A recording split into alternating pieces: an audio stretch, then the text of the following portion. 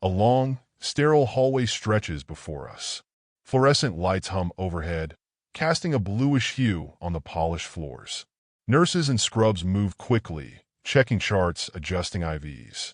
The occasional beep of a heart monitor punctuates the air.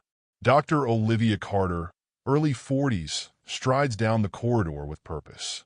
She wears a white coat over dark blue scrubs, a stethoscope draped around her neck.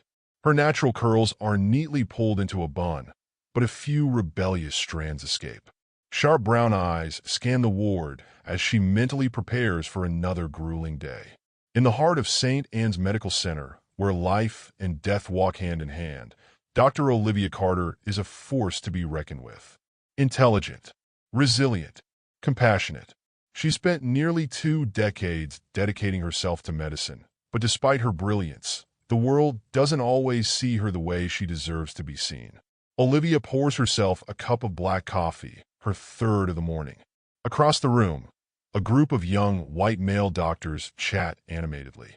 One of them, Dr. Richard Blake, 50s with salt and pepper hair and an air of arrogance, catches sight of Olivia and smirks. Dr. Blake, loudly, to his colleagues, "They've got Carter on the Daniels case now. Maybe she'll crack the mystery," with one of those gut feelings. Laughter ripples through the group. Olivia stiffens, but doesn't react. Instead, she takes a slow sip of her coffee, letting the bitter warmth ground her. She's heard it all before. The doubts, the dismissals, the subtle and not-so-subtle reminders that some people will always see her as less, no matter how many lives she saves. But she doesn't work for their approval. She works for her patients. A frail, elderly woman grips Olivia's hand, her eyes filled with gratitude. Olivia smiles warmly as she adjusts the woman's blanket, ensuring she's comfortable before stepping back. "Patient, Dr. Carter, you're an angel. I don't know what I'd do without you." Olivia chuckles, shaking her head. "Olivia, no angels here, just science and a little bit of patience." The woman laughs weakly, squeezing Olivia's hand before she exits. A modest one-bedroom space. A stack of medical journals sits beside an unfinished cup of tea. Olivia stands by the window, gazing at the city lights. She rubs her temples, exhaustion evident in her posture. She's good at what she does, but sometimes she wonders if it's enough, if they'll ever see her for who she truly is, rather than the labels they assign her. The ER is a whirlwind of controlled chaos.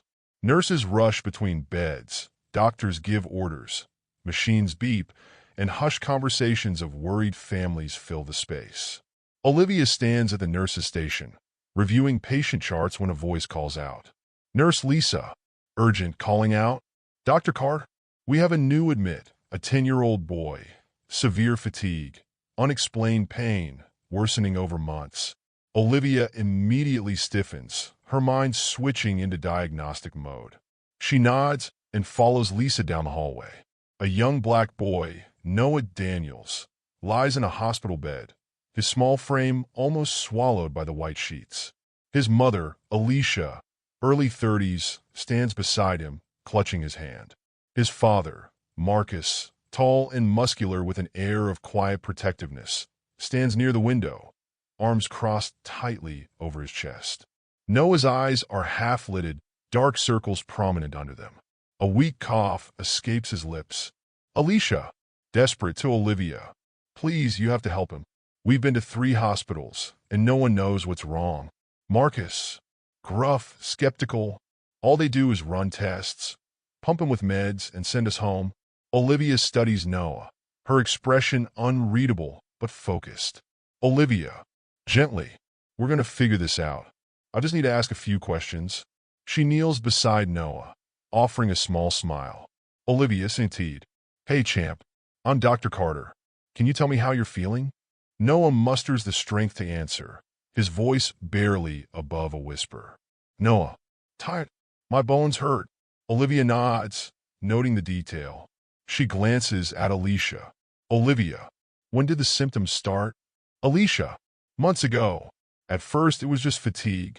Then the pain started, his joints, his muscles. He bruises so easily now, and sometimes he runs these awful fevers. Marcus shifts uncomfortably. Marcus, we've done every test. They keep saying it's a viral infection or growing pains. But we know our son. This is not normal. Olivia's gaze sharpens. She flips through Noah's file, scanning previous diagnoses. Something doesn't add up. The symptoms, the duration, this is no ordinary illness. And in the back of Olivia's mind, an old memory resurfaces, a rare case she read about years ago. Could it be? A dimly lit office. Olivia sits at her desk, piles of research papers scattered around her. Her laptop screen glows as she scrolls through medical databases, eyes scanning feverishly. She's seen this before. Not often, but enough to have a suspicion. A rare autoimmune disorder. So rare that most doctors wouldn't even think to test for it. But if she's right, Noah doesn't have much time before it gets worse. She exhales deeply, determination setting in. Olivia, to herself, firm, I need to run the tests. The sterile white lab hums with the sound of machines running blood tests. Olivia stands next to a lab technician, reviewing Noah's preliminary results. Her jaw tightens. Lab technician, reading from the screen, hesitant. Dr. Carter, these numbers are concerning. Olivia's eyes narrow as she points at the screen. Olivia, his white blood cell count is erratic. His inflammatory markers are through the roof. And look at these clotting factors. This isn't just an infection. She exhales, gripping the edge of the counter. She's more convinced than ever. But getting the right diagnosis is only the first battle. The bigger fight is convincing everyone else. A large mahogany desk separates Olivia from Dr. Richard Blake, the senior attending physician. He sits back in his chair, arms folded, eyes skeptical. Dr. Blake, dismissive. You're suggesting a full genetic panel and autoimmune workup? That's excessive. We don't run those tests unless we have clear indications. Olivia, firm, measured. We do have indications. Every single symptom points to a rare autoimmune disorder. If I'm right, we're running out of time. Dr. Blake chuckles, shaking his head. Or we could be chasing ghosts. Look, Carter, I get it. You're passionate. But let's be realistic. The Daniels family has already been through enough. Olivia clenches her jaw, but remains composed. Olivia, if we don't act now, Noah could suffer permanent damage. Are you really willing to take that risk? A tense silence. Dr. Blake sighs and finally waves a hand dismissively. Dr. Blake, fine, but don't expect anyone to sign off on expensive treatments without concrete proof. Noah's condition has worsened. He struggles to keep his eyes open as Alicia dabs a damp cloth against his feverish forehead. Marcus sits stiffly in the corner, arms crossed, his frustration mounting. Olivia enters, holding the latest test results. Olivia, softly but urgent. I think we have an answer. Both parents look up. Alicia's eyes shine with hope, while Marcus remains guarded. Alicia, oh my God, what is it? Olivia pulls up a chair beside Noah's bed, choosing her words carefully. Olivia, it's called systemic juvenile idiopathic arthritis. It's an extremely rare autoimmune disorder that causes inflammation throughout the body.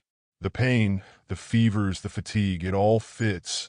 Marcus exhales sharply, rubbing his hands over his face. Marcus, we went to 3 hospitals and no one else caught this? Olivia, nodding, empathetic. It's incredibly rare and often misdiagnosed. But the good news is, now that we know what we're dealing with, we can start treatment immediately. Alicia clutches Noah's hand, relief flooding her face. But Marcus remains tense, skeptical. Marcus, what if you're wrong? A beat. Olivia meets his gaze, unwavering. Olivia, I'm not. Olivia stands alone, scrolling through treatment options on her tablet. The issue? The best treatment for Noah, a biologic drug, costs an astronomical amount. Insurance might not cover it. And convincing the hospital to approve it? Another battle entirely. Even after solving the mystery, the fight is far from over. Because in medicine, being right isn't always enough. She exhales deeply, determination setting in. She's not giving up on this boy. A long conference table stretches across the dimly lit room. Hospital administrators, insurance representatives, and senior doctors sit stiffly in their chairs. Olivia stands at the head of the table, her hands resting firmly on a folder filled with Noah's case details. In medicine, knowing the answer isn't enough. You have to convince people to act. Dr. Blake sits across from her, arms folded, his expression unreadable. Hospital administrator, adjusting glasses, skeptical. Dr. Carter, you're requesting an expensive biologic treatment, one that insurance may not cover. Why should we approve this when more affordable alternatives exist? Olivia takes a breath, keeping her tone controlled but firm. Olivia, because those affordable alternatives won't work. Steroids and NSAIDs might manage the symptoms temporarily, but they won't stop the disease from progressing. Noah's condition is worsening every day. If we wait, he could suffer permanent organ damage. Insurance representative clears throat, glancing at paperwork. But this particular drug is only approved for extreme cases. Olivia, this is an extreme case. A tense pause. Olivia meets their eyes one by one, unflinching. Olivia, indeed, this isn't just about one boy. How many other children, especially black children, go undiagnosed because doctors assume their pain isn't real, because their symptoms are dismissed or misread? Noah is lucky his parents fought to get him here. But now, it's on us to fight for him. A beat, a flicker of discomfort in the administrator's eyes. Dr. Blake sighs, rubbing his temples. Dr. Blake, this sets a precedent. Olivia, then let it be a damn good one. Silence. Then, hospital administrator, sighs, relenting. We'll push the request through. Olivia exhales. Victory. Noah's condition has declined rapidly. His breathing is shallow, his skin clammy. Alicia sits by his side, whispering reassurances through quiet sobs. Marcus stands by the window, his face turned away, shoulders shaking subtly. Olivia rushes in, carrying the vial of the newly approved medication. Alicia looks up, fear and hope warring in her expression. Alicia, is that? Olivia, nodding urgent. It's here. We're starting now. Marcus turns, his eyes red-rimmed, but full of something new, trust. He nods silently, stepping aside as Olivia prepares the injection. She kneels beside Noah, brushing his curls from his forehead before administering the first dose. Olivia softly, hang in there, champ. We've got you. Hours have passed.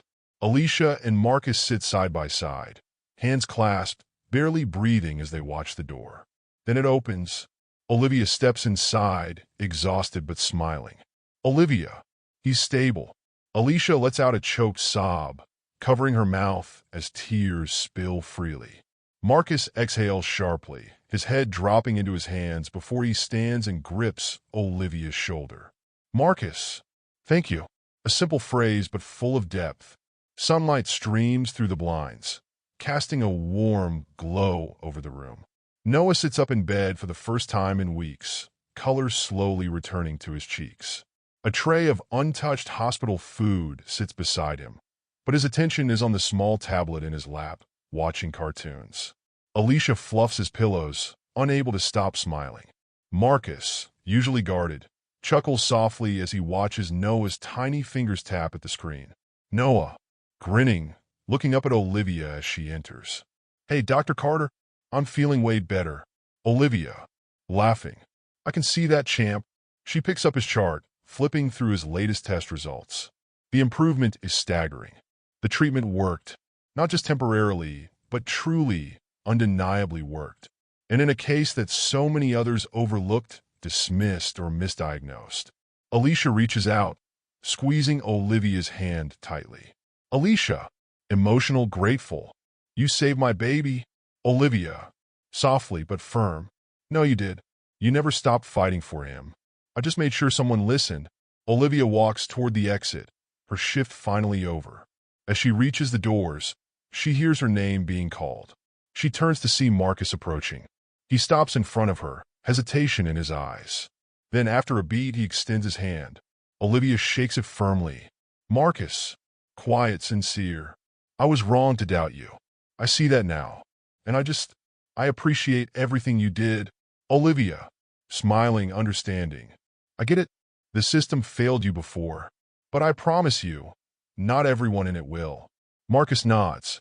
A moment of mutual respect passes between them before he heads back toward Noah's room. Olivia sits at her desk, scrolling through her emails. One subject line catches her eye. Dr. Carter's Diagnosis. A case study. Her eyes widen as she reads. Her work on Noah's case is gaining attention. Other doctors are reaching out, asking for details, wanting to learn. One diagnosis. One child. One family's fight. But the ripple effect? So much bigger than any of them expected. She leans back in her chair, exhaling deeply. The battle never really ends, but this victory? It matters. A small, satisfied smile tugs at her lips as she clicks reply. Stories like Noah's remind us why advocating for proper medical care is so important. No one should have to fight to be heard, but too often they do. If this story moved you, share it. Raise awareness. And let's work toward a future where every patient gets the care they deserve. Like, comment, and subscribe for more powerful stories that make a difference.